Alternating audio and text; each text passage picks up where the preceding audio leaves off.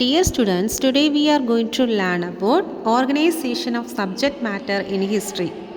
A good organization is one of that faithfully includes the material of that have been selected to socially desirable and so arranges that is fairly learning. Following us the characteristics of effective organization. The organization should be learnable. It should be provide more learnable structure. It should provide smooth and continuous progress from grade to grade. The organization should be balanced. It should be made for the both actual and various learning experience, activities and formal study, background knowledge and contemporary efforts, detail and generalization. It should be flexible. It should not be so rigid as to the pleasure of utilization of current and local developments. The arrangement of material should be in such a way as to establish relationships and connections between various subjects may be designated hierarchical colorization. It should provide materials that are suited to the students' various interests, abilities, aptitudes, and attitudes.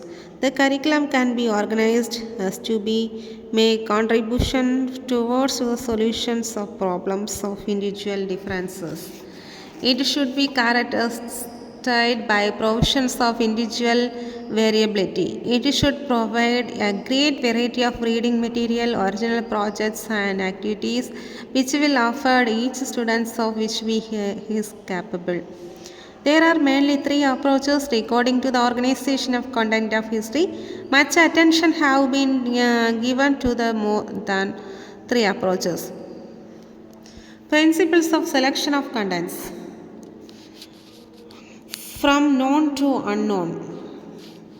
While selecting topics of syllabus to be introduced in different grades of history, the principle should be from the immediate known of the distant unknown.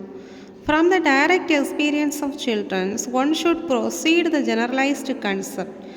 For example, if we teach home duties of obligations of parents and children in junior and primary classes, we may explain family, social and civic institutions, senior or middle classes. Similarly, when we teach soil, sun, rain and weather in junior classes, we may attend to horizons of papers in senior classes by teaching them how physical environment affects lives to occupations of the people from near to far.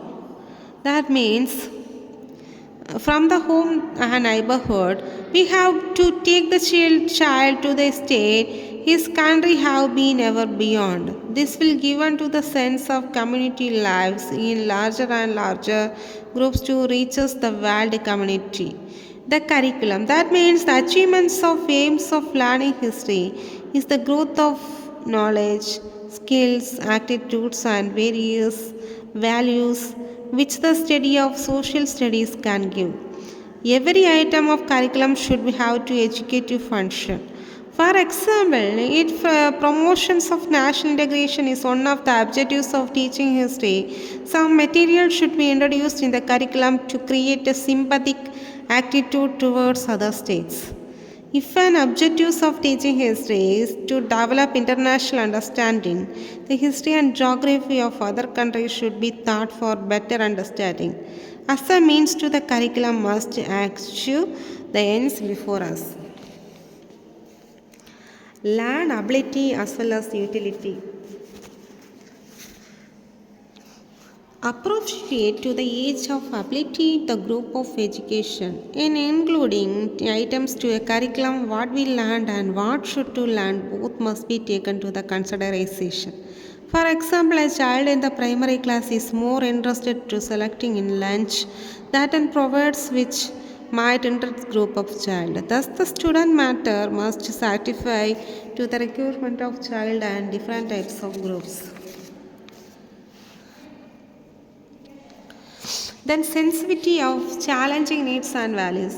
Our dynamic world, that means ours in a dynamic world, society is changing fast. What was considered good and useful yesterday provides useless today. New investigations and research exploitations discoveries are providing to new explanation to past happenings and concept. Old theories and beliefs are being modified. There is often an occasion to delete the old and add to the new. Therefore, the current and local development should always find a place in the curriculum. Functional relationship among the different social sciences. The curriculum of history should be well cut in two directions. Firstly, each year course should be built on what has been done to the previous years, the serve of basics of sufficient work. Secondly, the curriculum of each class should be connected and coordinated, thus taken to the appear and organizing whole of the isolated experience. Experience based in history, one of the more concerned with development of attitudes and skills and less with imparting of information. Therefore, the curriculum should contain a series of activities and skills. Wide and comprehensive, starting health survival outlets of instance of opportunities of satisfy emotional, social, physical, and economic needs. One must have a wider horizon to look beyond self, home, neighborhood, school, community, nations, and the world in a progression of loyalties which will enable to later to reach the climax of membership in the world community. The child should develop community feeling first in the class, then in the successfully a larger group comprising the school, the neighborhood, and the nations and the humanity. Therefore, instead of being insular, the curriculum should be wide to comprehensive. Related to community living, the community is laboratory of learning. The experience which children have their communities provides the meanings and concepts to enable to the explore to ever-widening environment. The customs and values of community should enrich the curriculum. The community needs and problems of significance to children should become important part of curriculum. To meet the needs of the child, the curriculum must be made out of the active problems of everyday existence. Continuous learning. As the child grows, the development of basic concept, attitude, problem solving skills, and other historical learnings should be bordered to the deepest each year. From the first experience in the school of the last developing standards of the meaning run through the program, each unit is selected for the giving class to show related to the proceeding ons leading to either experience. National and world unity. Throughout the school course, we will due to regard the people age and understanding history curriculum should lay stress on the national unity and unity of mankind. Should find a place in the primary history course. The achievement of great Indians of the past should figure prominently. At the secondary world history, some lesson should include it on the salient features of the world culture, social development. Some examples are Ancient Greece and Rome Empire, Arabs and Chinese civilization, the renaissance in Europe and discoveries in the inventions.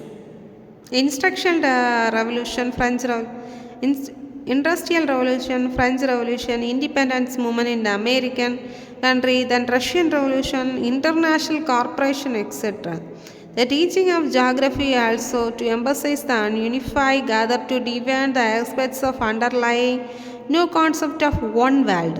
Both in history and geography, the syllabus should bring out political, social, cultural, economic features different countries to the development. The design of the history syllabus by different classes were recommended by Patel Committee. History syllabus of class 1 to 4. Then class 1 to man life, interesting native stories. Then class 3 our heritage, stories of great men and women and the early man. Then Then the class fourth class, the people of India. That means national symbols and festivals of one country. Then Indian heritage one. That means monuments, music, dances, religious scripts, language, handicraft, festivals, etc. Then Indian heritage too. That means stories of famous rulers, reformers, writers, scientists, saints, etc. Our freedom struggle. Briefly through some of the more prominent leaders. Class 5 United Nations. Cooperations among nations of UNICEF and UNESCO and UN. The changing world. Stories of scripts, numbers, trade, money, discoveries, and scientists Columbus, Niccolo, Newton, and Einstein. Great man. Socrates. Great man, Sir Socrates. Abraham Lincoln, then Lenin, Tolstoy, Mahatma Gandhi, etc.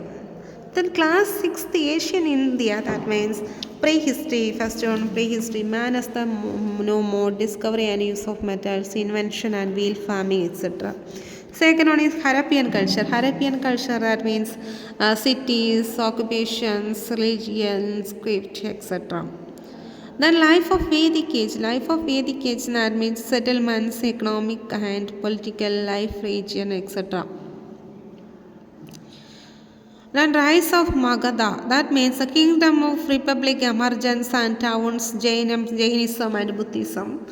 Then the Mauryan Empire, that means Persian and Greek invasions of Chandragupta Maurya, Ashoka administration, etc. Then India from 200 BC to AD 300, that means Sadavaganas, Cholas, Pandyas, Cheras, Shaugas, Gushanas, etc. The age of Guptas, that administration, trade, religion, and art and architecture, science, etc. Then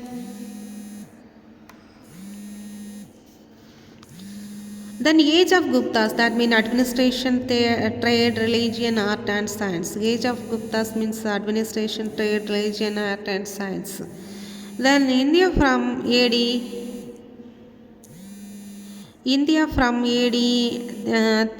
500 to AD 800, Harsha, the Deccan and South India, art and architecture, etc. Then India and the world. Rise of Islam, the Arabs in India, India's concept with other countries, etc. Class 7 Medieval India. Medieval India.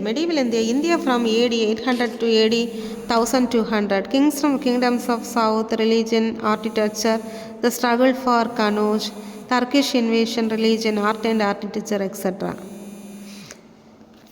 The Sultanate of Delhi, Mamluks, Khilji, Tughlaqs, the Bahmani, the Vijayanagar kingdom, Sufi and Bhakti movements in India, that are the importance. The advent of the Mughal and the Europeans, the kingdoms in the Deccan, residents in Europe, voyages of discovery, etc. The Mughal Empire, Akbar, Jahangir and Shah Jahan, Aurangzeb, rise of Maratha, art and architecture, literature, decline of the Mughal Empire, invasions, rise of independent states, etc. Class 8 Modern India. India in the 18th century. Expansion in Maratha power, society and polity.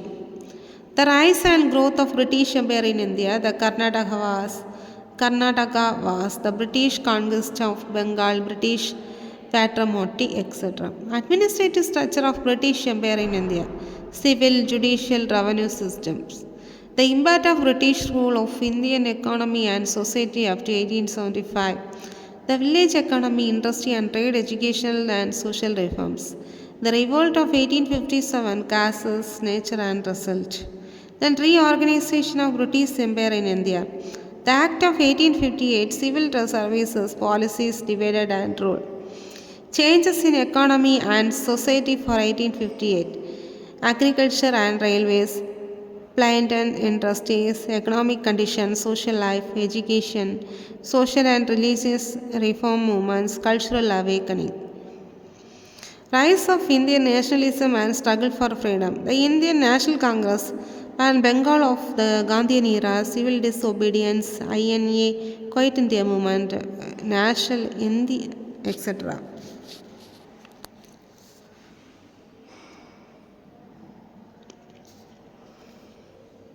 Achievement of independence, immediate problems. Classes 9th to 10th. History of mankind, prehistory, stages of evolution, development, Paleolithic and Neolithic. First civilization, Bronze Age, Egypt, Mesopotamia, India and China. Then ancient civilization, Iron Age, contributions and influence of ancient Greece, Rome, India and China, rise of world religions. The medieval Europe and Asia, developments of Europe, West Asia, India and China, feudalism, etc. The residence and rise of nation state, rise of towns and cities, learning, discoveries and exploitation, scientific development, nation states, colonialism, capitalism and industrial revolution. Then revolutionary and nationalist movement, American War of Independence, nationalist and democratic movements. Then imperialism up to 1914, important causes and results. The socialist movement, growth and socialist ideas of the movements, Russian revolution, etc. The World War of World One, the world from the World War First to the end of the World War Second. Causes, events and result World War First. Then fascism and Nazism causes, events and result of World War Second. The world after World War Second, United Nations, Cold War, technological development, etc. Then emergence of Asia, Africa, Latin America, importance of third world developing countries. The contemporary world and the India, international peace and a new economic order. Defects in present curriculum of the history. The present curriculum of history is definitive in the sense that it does not fulfill the aims and objectives of teaching history. The present curriculum has the following defects. It emphasizes the only bookish knowledge. The curriculum of history is merely theoretical and bookish. This was also the opinion of SEC. It is particularly so and regards curriculum of history as considered. It is unable to make the students broad-minded. It is very narrow and limited in many matters. For instance, it does not to develop a sense of love for people, for all sects of religions for the world. Some important topics are not included in curriculum.